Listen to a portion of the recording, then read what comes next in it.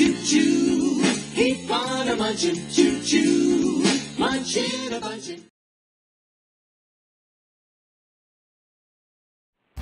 Well, on the left side we got ourselves a Livar pork neck, so to say, and on the right we have a standard neck, which seems slightly larger actually, and the marbling of the fat, you can actually see a small difference where you have a bit more rough fat, thicker coating here on the sides, but that might just be the way the butcher cut it.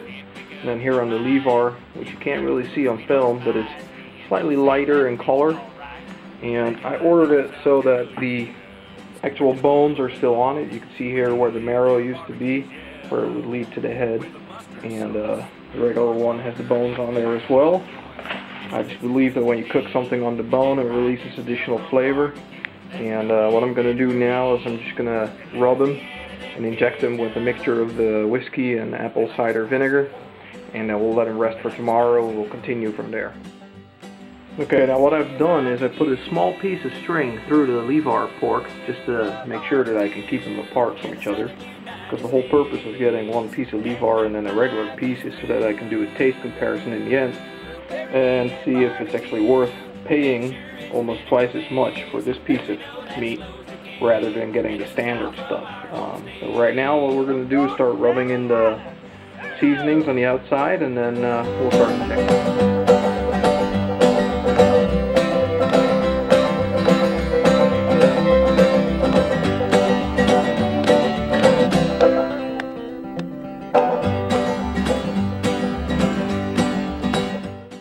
Alrighty, so both necks are now rubbed, and what I'm going to do is I'm actually going to make a mixture of the apple cider vinegar and some whiskey, and I'm going to inject it into the pork necks. And the reason why I'm going to do that is it's going to help me tenderize the meat from the inside out. The acidity of the vinegar will actually start breaking down the proteins, and it's actually going to dissolve while cooking. So it's not going to leave a sour taste, but it's actually just going to make the meat moist from the inside, and it's going to help tenderize it. And I do like to use my fair share of whiskey in it, so you see me putting that on there, and also spraying it on later on while it's on the grill cooking. But and I actually don't use apple juice in this section because it just tends to make it too sweet to my liking and starts to stick everywhere. So we'll add that later on to the mixture to spray it on, but for now it's just going to be these two bits. Here we go. Just take the syringe and stick it in there. It's probably going to leak out like you see right now. That's okay. I'm just going to put it in the numerous spots.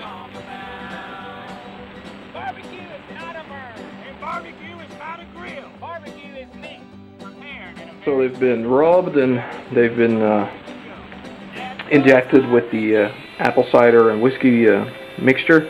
And now it's just, you know, being patient, and we'll let these guys rest for about 24 hours to make sure the rub is going to work on in the outside, and the injectables are going to take care of it from the inside. And then tomorrow we'll continue this nice little project, and hopefully we'll be able to taste the difference between the regular pork and the Livar pork. Alrighty, I got my setup ready now for starting to heat up the smoker. I got some charcoal, I got a wide variety of briquettes, and I got some smoke wood. And partially I soaked it, and partially I'm just going to keep it dry just to get the initial smoke in the beginning a bit heavier. And well, I'm going to light up the chimney, and we'll take it from there.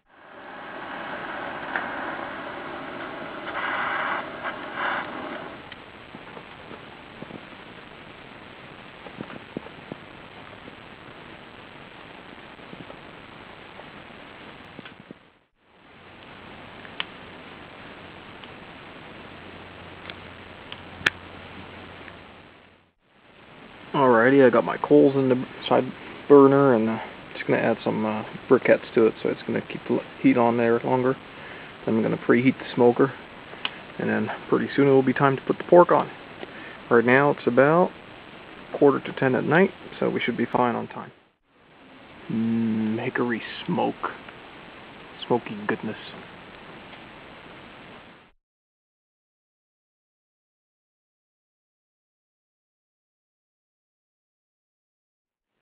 Good morning. Right now it's about 7:15 in the morning, and they've been on now for quite some time. And here we go. Quick peek. I'm going to close it right now.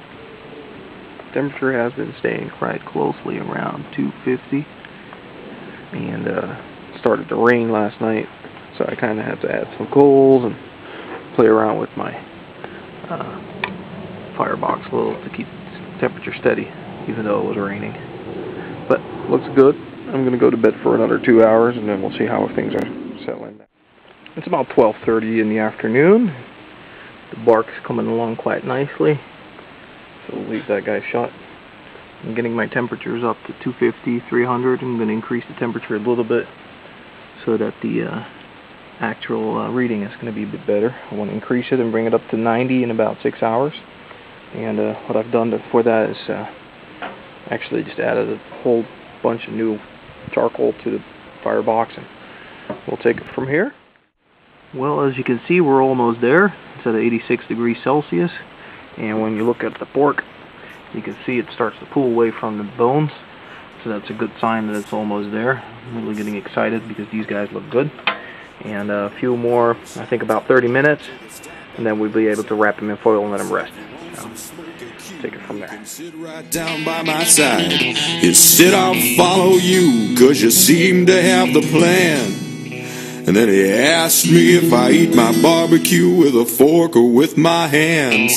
I eat with my hands, man. I eat barbecue everywhere, man. You know I had my share, man. I smell hickory in the air, man. Put sauce on my dessert, man. I had barbecue everywhere.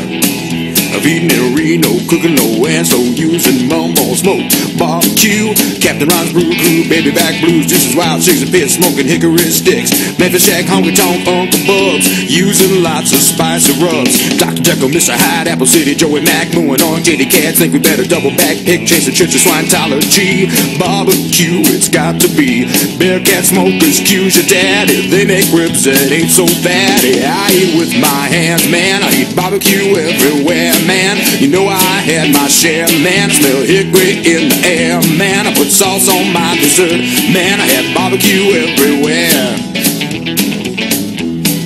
Heads red, big heads, the big team. All that barbecue makes me scream. Wichita Pack and Southern Pride. Lots of ribs cooked inside. Naperville Smokehouse, two skinny cooks. I have 200 barbecue butts. Lewis, Mueller, Taylor Cafe. Luggage Dale, roll in the hay. Southside Market, Cooper's Jew. Lullin' barbecue ribs to chew. Dallas, Houston, Elgin, Llano, San Antonio does it nice and slow. I eat with my hands, man. I eat barbecue everywhere, man. You know I had my share, man. I smell hickory in the air, man. I put sauce on my dessert, man. I have barbecue everywhere. Crosstown Smitty's, Rudy's, lots of cuties, tried to Big Daddy's, Blacks to go on paper sacks, Salt Lake and Driftwood, barbecue in Austin makes you forget all about Boston, Railhead, Angelo, Son and Brian's, and a brisket, man, you got to try it. I've been everywhere, man. Texas, the Hill Country barbecue, man. Deuce, Steve, Sweet Baby Ray, Texas barbecue belt, we're on our way. We ate barbecue, man. We ate everywhere, man. Fiery Alice, Benson Mills, Taylor, Texas has no peers. Elgin, Hot Guts, Amy Mills, and Mike Mills, barbecue, lots of thrills. J.R. Oilers, never rust. Brian Bracewell, he's not nuts. Jackson, Nashville, Sergeant Oinks, Colonel Johnson, Midnight Joints. Awesome, Aussie barbecue. Tommy Houston's Chesapeake too. 4 legs up and 17th Street, ribs to eat, grab a seat, there's lots of meat. I eat with my hands, man. I eat barbecue everywhere, man. You know I had my share, man. I smell hickory in the air, man. I put sauce on my dessert, man. I had barbecue everywhere. I had barbecue everywhere.